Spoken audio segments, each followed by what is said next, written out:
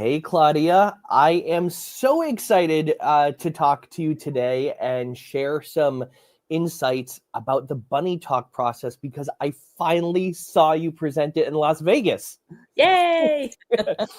And there's this moment where I went back into the room with Jason Linett because we were both watching the presentation, both watching you demo it. And I walked back to Jason and I said, wow, this is a lot better than I thought it was going to be.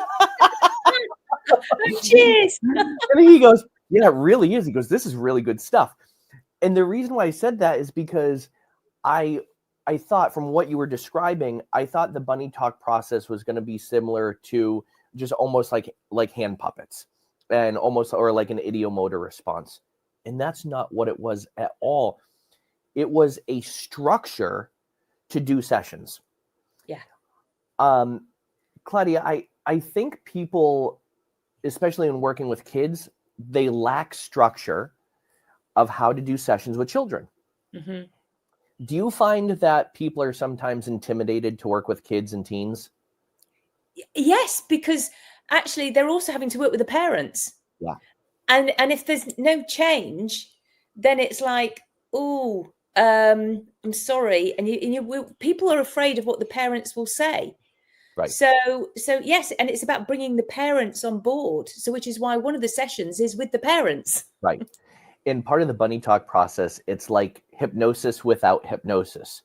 So I think a big fear is that a lot of hypnotists and therapists and coaches have is like, how do we work with kids?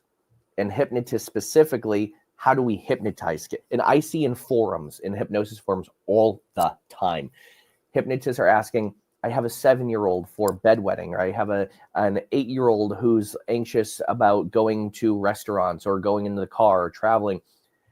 How do I hypnotize them? What induction do I use? What suggestions should I tell them? I think what's important for people to know, Claudia, is that the way you present the bunny talk process, it is an entire structure of how to do a session without actually traditional formalized close your eyes and go into a trance now, right? That's right. It's all through play. It's all through play. Yeah. It's all through play.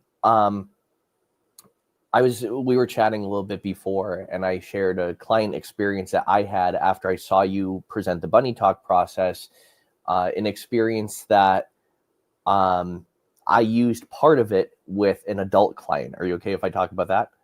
Go for it. Yeah. So you had emphasized that this is not just done with kids, it can also be done with adults. And Claudia, I started off as a magician before I became a hypnotist. So I have that like analytical, like, yeah, okay, show me type thing. And so I was like, okay, how can this be presented to adults? How can we use this with adults? So about 4 days after I saw you present it, I had a client that came in, and someone in her family, very close to her, I had an accident. And this client walked in and saw blood everywhere and saw their family member in dire straits. And this client said to me, and I've been seeing this client for years, they come back periodically for different things. And this client said to me, Dan, that the image is permanently burned into my brain. And it bothers me so much. And I'm like, you think it's permanently burned into your brain? Watch this. So Claudia, there's a part of the bunny talk process that you do where it's not traditional hypnosis. It's all with movement, and it's with eye pattern movement, and also a pattern interrupt. Yeah. So for 2 minutes, I engaged her in this process that you go over in the bunny talk process. It took 2 minutes. And afterwards, she was like, that's weird. The image feels distant and fragmented, like broken up. And I said, okay, great. 2 days later, she sent me a text message. and I want to read that text message. This person said, "Hi, Dan. I don't remember the name of the method you used, but I wanted to tell you I'm still amazed by it. I can't even bring up the image of my family member I know it happened and I can share the details, but I cannot visualize it and feel any emotions towards it. Mind blown. Thank you so much." Isn't that amazing? Yeah. It's so quick. It is so quick. And I get this. This is why I'm busy. I Yep. do this day in, day out with all of my clients. And that's why they then refer me. I've got 100% referral business. Yep. And the things I really want to emphasize, because when we were in Vegas, people are coming up and asking, what is the bunny process? What does it do? How can we use it? Number one, it is an entire session structure. It is a way for you to work with people that is unlike any other formalized hypnosis process. And what makes it so unique, it's fun and it's engaging. There's I'm studying a lot of traditional therapy, and there's play therapy, and play therapy sometimes engages that you have to get down on their level. And I was talking to, like, as a male, how would I handle getting down on the level with a 7-year-old and like being on the floor with them and engaging in play? And you said, easy. You have the parents there with you so they can see exactly what you're doing and how you're, and build that trust and that likability factor. And it takes all the guesswork out of it. Now I've heard you describe how you developed the bunny process and everything like that, and how it came to be. And for people who might be curious of learning the bunny process and specifically what it is, it's so important to know it's not what you might think it is. Like there are different idiomotor processes out there. There are different eye pattern movement processes out there. There are different rapport building techniques. This is like everything combined into one process, one structure, one format. So do you use this for adults as well, or do you use it just for kids? No, I use it for everybody. Yeah. Awesome.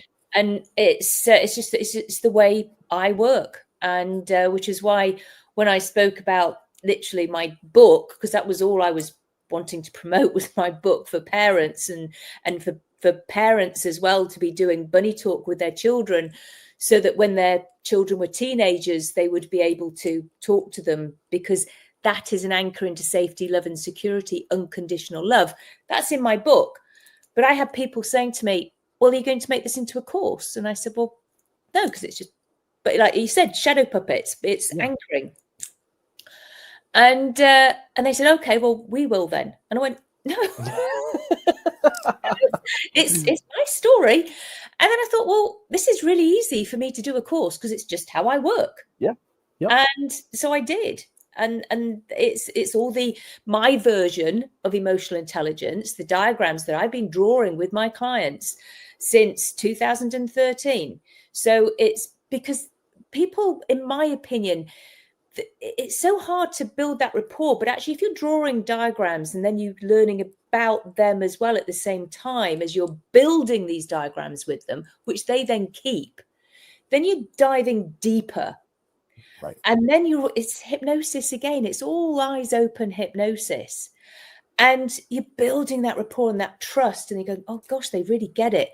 And they really understand these diagrams. And you're doing that with the parents. And then I thought, well, yes, I do this with the parents anyway.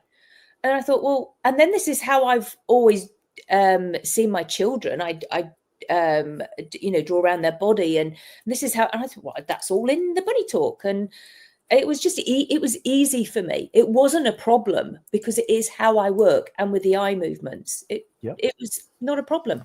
Now, what's a typical call with? So let's say a parent will call you for something that's going on with their child.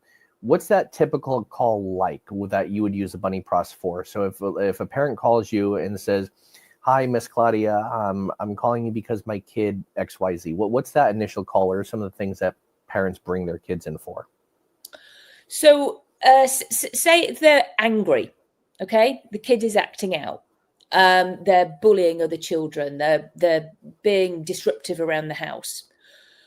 So I get curious, okay, and Great. I go, yeah, I understand them. I go, I get it. I understand that. This must be really hard. Okay, so we're listening, and we're understanding that is hard for them, because it is. I've been there. Okay, it is hard, and it's so it's about. And would you are you both available to come in to see me first, so that we can have a good old discussion about this, and I can perhaps help you understand the reasons why your child might be doing this, and then so that it's you doing your bit, me and the child, we're all working together as a collaboration.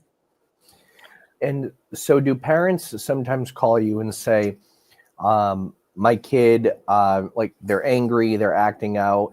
Will they also say, like they have problems sleeping at night, or they have bathroom problems, or they have different, I'm just trying to think of some of the ones that I've gotten. Anxiety. Yeah. Anxiety, big one. Actually just had, so I was working Saturday and Sunday this weekend, because it's hard to see teenagers with school and they get tired after, so sometimes, yes, I did. I worked this weekend, and so one was on Zoom. She's up north from me, and that was for a specific thing. The mother wasn't there. That was fine. And it actually, her case was completely different. It was about making her understand that her muscles work for her just as well as, and she knows how wonderful her muscles work, and therefore she can transfer that to her bladder.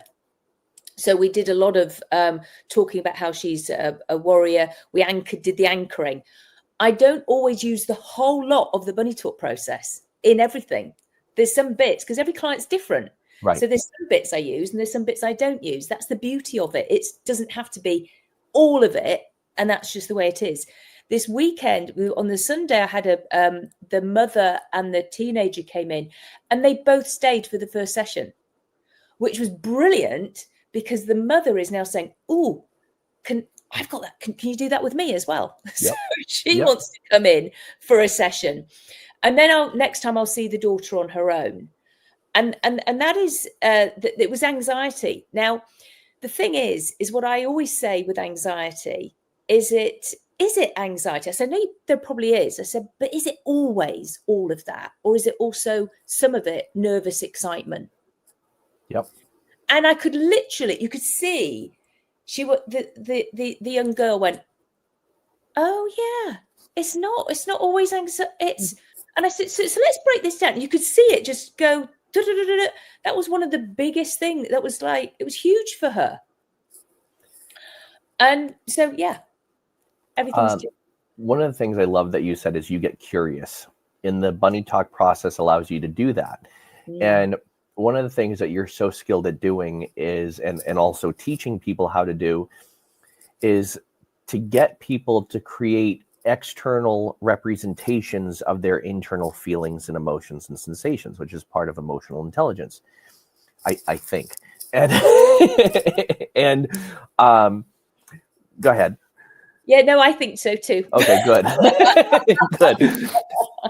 And when I saw you demo this in Las Vegas, there were several ways that you got the gentleman who you're doing the demo with to represent his internal feelings. And with kids, we all know that children and teenagers have a very difficult time verbalizing their emotions and what's inside.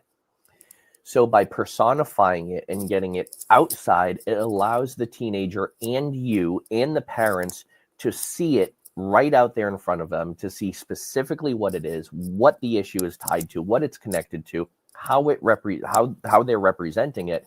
And also you get much more insight into how to solve the problem that they're coming in for. So I've gotten a lot of questions because people have seen you and I posting a lot about it, and I've shared a lot about the bunny process in communities and in therapist communities that are around my area, because I want people to know what it is.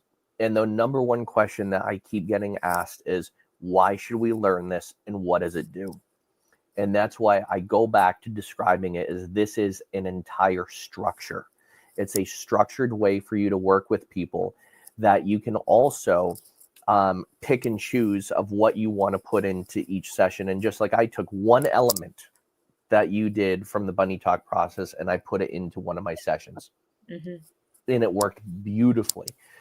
So you can use the entire process, the entire structure as you present it, or you can take the parts of it and put it into your own process that you're already using, and you don't have to be married to the entire structure.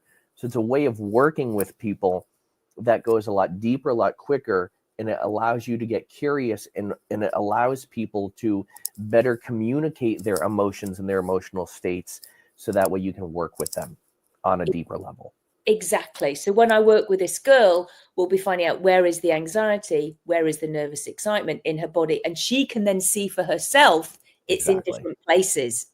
Exactly. And that's the beauty of it. And actually, and which one can we keep? Which can we let go of? Yep. And then the bunny eye movements will do that. Absolutely. Yep. Yeah. There's one part of the eye movement process that you used where, like, it surprised me and it surprised the gentleman that you were working with, and that's what I borrowed from your presentation and put it into my session with this one client that I used, and she as well just broke the pattern. Like, as soon as I did the in magic we used to call it the secret move, right? And as soon as I did the secret move that I learned from you, she was like, yeah, almost like she couldn't even access that thought or that memory or the feeling that was connected to it anymore. And people leave having this like, holy crap moment. Like, what? I'm not thinking that, like, I can't feel the emotion towards that anymore. Yeah. And it just, the way it works is it's so fluid, and it flows. And I like that about the process, because there are so many processes that you try and put into sessions, and it's like, if you don't follow it exactly this way, it's going to fail. And yours has a lot of fail safes built into it, because you can use parts of the process or you can use the whole entire thing. And that's why you want to make sure. And someone else asked me, can we just learn it from watching her present it at a conference? And I said, no. You let me, you opened your, this is going to sound so dirty, but I'm me, so it's okay. You opened your kimono to me a little bit, and you showed me behind the scenes of the bunny process, and I saw the manual and what's in it. And there are a lot of subtleties that you want to learn. So that's why I think it's beneficial for people to take your full training on it, not just go to a conference, so you demo it and say, oh, now I can do this, because there are a lot of subtleties and there are a lot of nuances to it. Yeah. That people want to learn and that people should learn. And you're quite right, because when people are actually taking the training, they then go, oh, what happens here? What would you do there? What would you do? And then there's loads of questions, which there's no time for that in a demo. Exactly. It's impossible for me to answer all that, because there's always going to be the little nuances, and it's practice. And every single client is different. Yep. So we're always learning from them as well. This is going to grow. This is going to grow. Oh, it's growing. Let me tell you, Claudia, I talked to a lot of hypnotists and a lot of therapists and coaches specifically about you and what you're doing. And the one comment I got, which is really good, is she is everywhere. I see her everywhere. She pops up on my Facebook, my TikTok, my Instagram, my YouTube. She is everywhere. Like, she's doing really good getting things out there. So I just want to commend you. Thank you. You are doing the hustle. You are getting the message out there.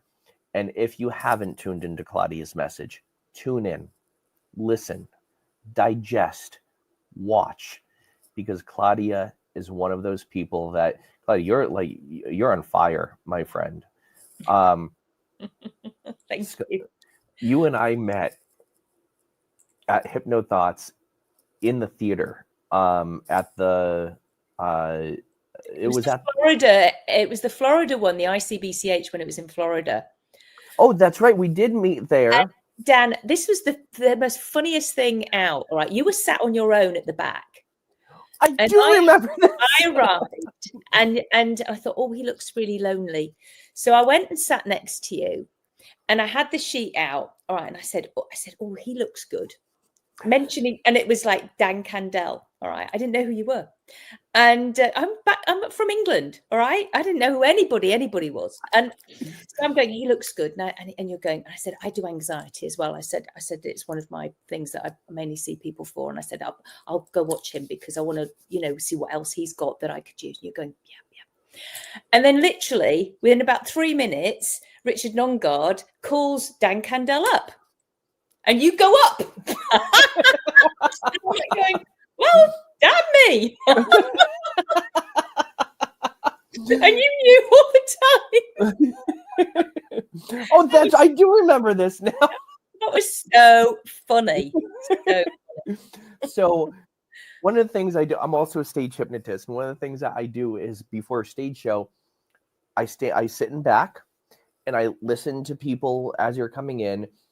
And I always go and sit next to people and I engage them in conversation. Like, have you seen this show before? And they're like, no, we've never seen it. I'm like, this guy is such a jerk.